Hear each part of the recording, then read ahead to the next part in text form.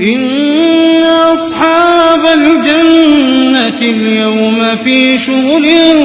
فاكهون هم وأزواجهم درس نراشم وبالکل زه بدل شم. مولانا لیاقت رحمت الله علیه الله وبخي عرفان ولی سے باغ ورځ دا غو خبره شیر کړو په نیټ باندې هغه به وی چې زه داسې بیمار یم داسې چې زما یو اندام اگر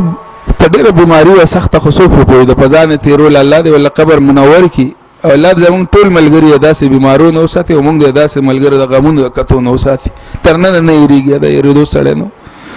او چې کله زه درس تکینم الله دې وبخي او زه درس کوم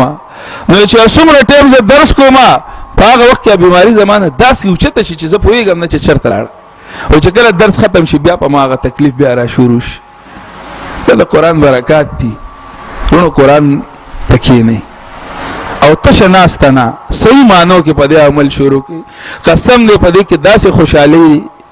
داسې راحت او سکون دې په دې کې عزت تاسو ته نه عزتونه به د الله درکړي د مال وسه کمې نشته چې مال ته غواړې مال به هم د الله درکړي